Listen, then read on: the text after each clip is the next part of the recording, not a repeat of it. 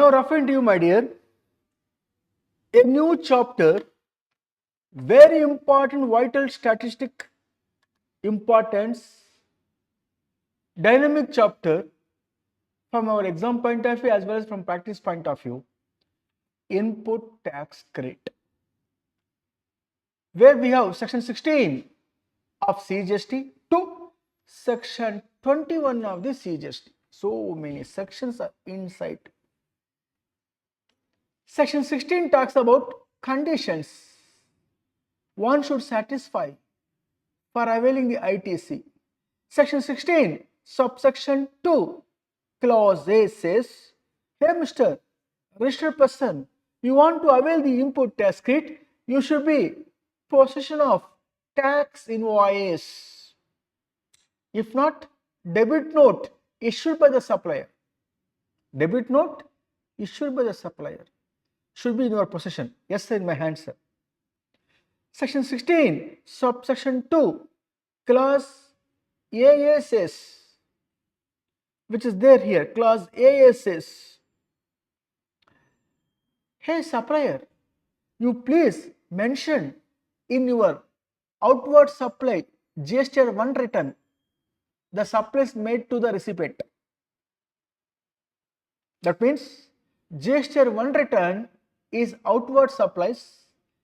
Supplier, when supply the goods or services, he should file the GST 1 return by 11th of the following month on monthly basis. If a monthly filing the return person, if so, file the GST 1 return by 11th of the following month. In that you show what are the output supplies you made, to whom you supplied. B2B transactions, P2C transactions. I supplied the goods to Kevin Elevators, sir. I supplied the goods to Kevin Elevators. So, how much value I supplied the goods? 10 lakhs I supplied the goods, sir. In that case, GST how much charge? CGST 9%, GST 9%, sir. 18% GST. Show it in the output supply of yours. I supplied, file the return, sir. The moment GST 1 return should file, it is in a communication to the recipient of Kelvin, where he can able to view in his GST 2B return. That communication should be there as per section 16 subsection 2 clause AA.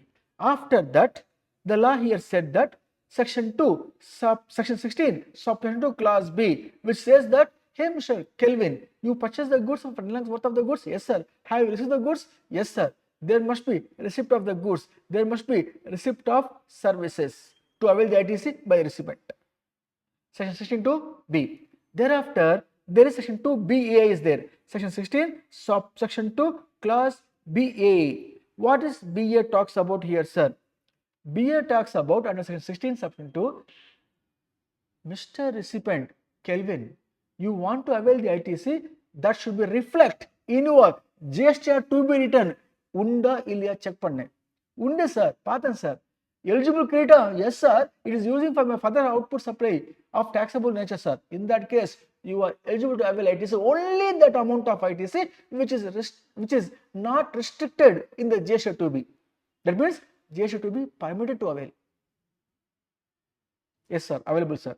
Then that you submit, confirm it. It auto populating in your GST 3B return as a recipient. GST 3B return supplier while find the return can avail the ITC of GST 2B. That means 16(2)(a), there must be possession of tax invoice or debit note issued by supplier. 16(2)(aa), supplier should disclose in the GST 1 return output tax liability.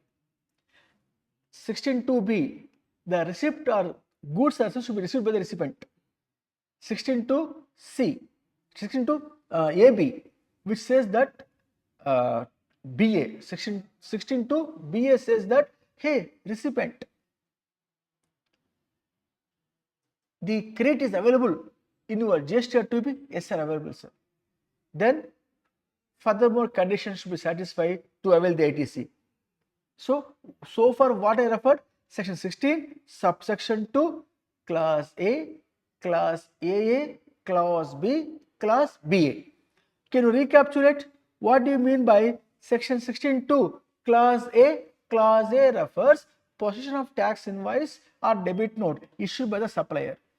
Clause AA, supplier should disclose his outward supply in the gesture 1 return. Is a communication process to the recipient.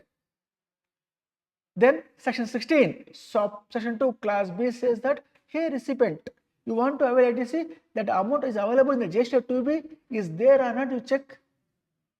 Check is available sir. Eligible to available? Yes sir. Eligible to avail sir. That alone avail ITC. Section 16, subsection 2 class BA. Section 16, subsection 2 class B, there must be receipt of the goods or services. Section 16, subsection 2 class AA, supplier should disclose the output liability in the gesture 1 return. Section 16, subsection 2 class A, the recipient should be possession of tax invoice or debit note which is issued by the supplier. With that, further refer, the tax should have been actually paid to department by the supplier. The supplier should have been paid the tax amount to department by filing the GST 3B return. Finally, the recipient who want to avail the ITC should file the return in time. You get my point, sir? If all these conditions are satisfied, you are eligible to avail ITC. Section 16, subsection 2, class C and class D. What are they? One by one. Look on the screen. Tax invoice or debit note should have been received by the recipient from supplier. Supplier should have been submit GST 1 return by disclosing the output liability. That goods or services should have been received by the recipient. It should be reflected as the ITC in the hands of the recipient in their GST 2B return.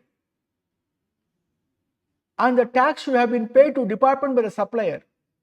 Finally, practically, logically, the recipient want to avail the ITC should file the return to department. If all these conditions are satisfied, avail the ITC. Get my point, sir? Here are some of the points. Sir, you said tax invoice not there, sir. Or it was there, misplaced, sir. ITC varade. Add kudadu. Tax invoice or debit note as a evidence kaili illama neenga create edaka kudadu. The tax invoice may be e-invoice, no issue. But there must be evidence. If that evidence is misplaced, not available, not traceable, Xerox copy of invoice is there, sorry, not eligible.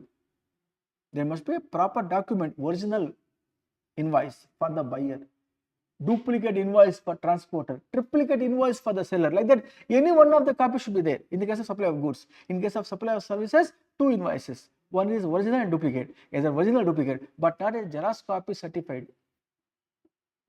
That become leads to dispute. So, a invoice should be there with you, and the invoice should be valid invoice to avail the ITC. Now, second point, the goods should have been received, the service should have been received. Sir, goods is received, sir, but in the month of April, I made a purchase order for 1000 units.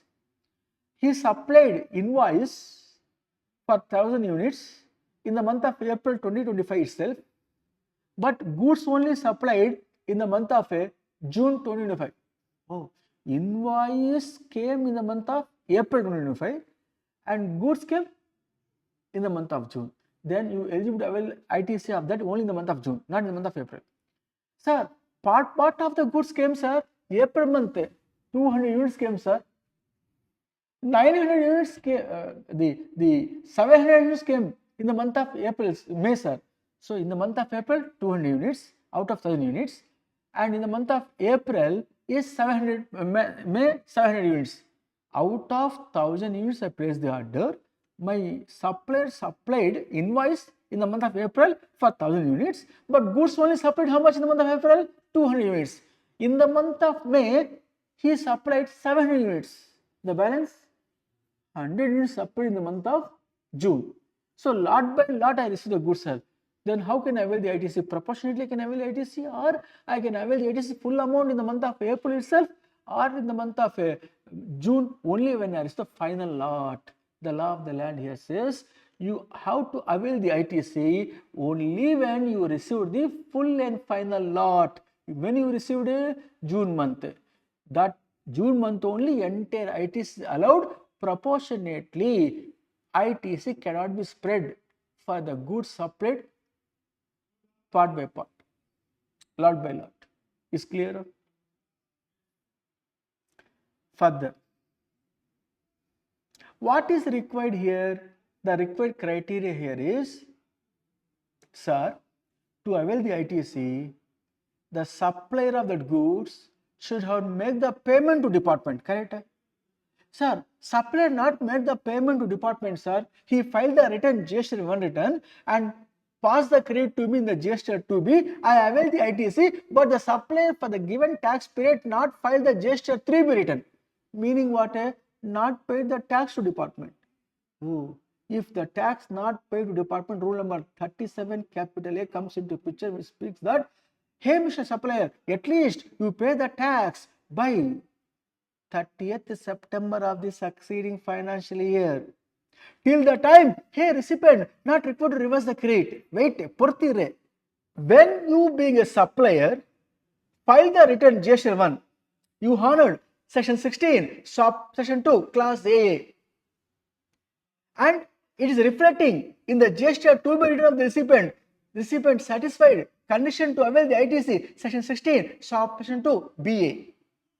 He availed the ITC, but section 16, section 2, class C says what? The tax pay, the supplier should have been paid the tax to department. He is not paid. By file GST 3B not filed. Therefore not paid. Then immediately the recipient should not reverse the credit. Time is there. Hey supplier, at least can you pay the tax of not paid by 30th of September of the succeeding financial year?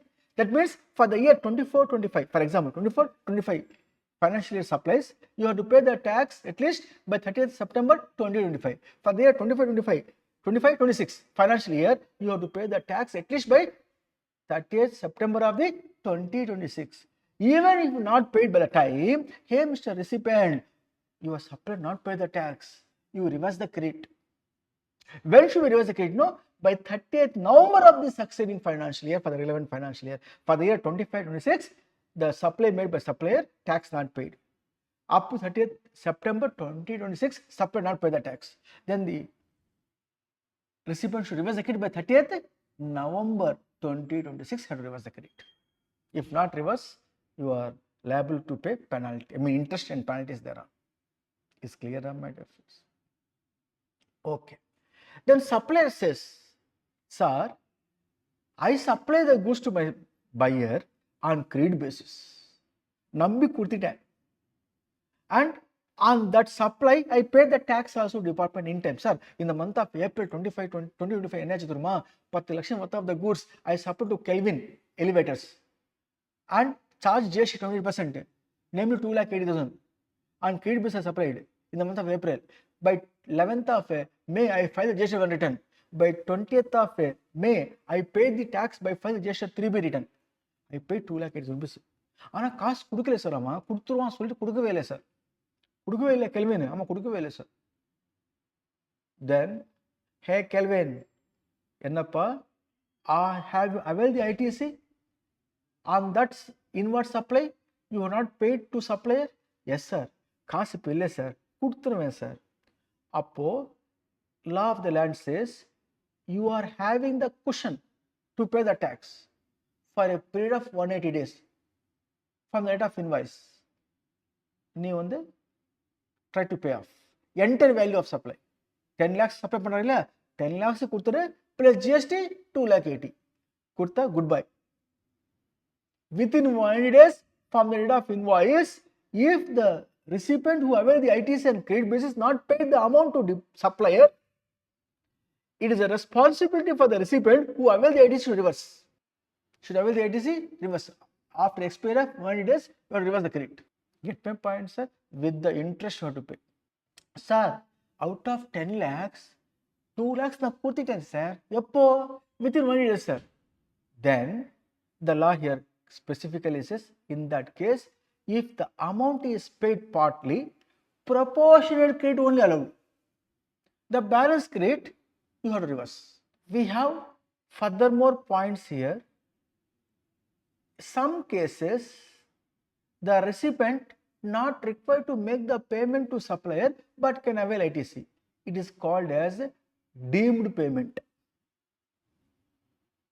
There are cases where we understood to avail the ITC as per section 16 subsection 2 class B, there must be receipt of goods, receipt of services to avail the ITC.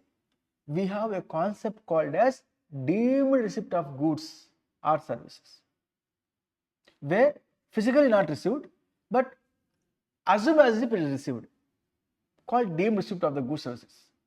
These points will be explained to you in subsequent class. Is clear, sir?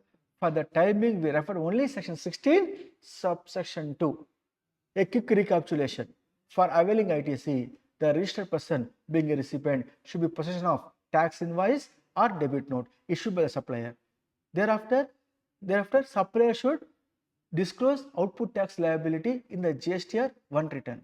Thereafter, there must be receipt of the goods or services to the recipient to avail the ITC, and the recipient should ensure that the credit available in the GSTR to be as eligible credit, not restricted credit. Thereafter, supplier should make the payment to department. The recipient should file the return as per the provisions of the law. If these conditions are satisfied, avail the ITC. So far, I refer this much only. Continuation of this will continue in next class. Okay, my dear friends. Thank you, sir.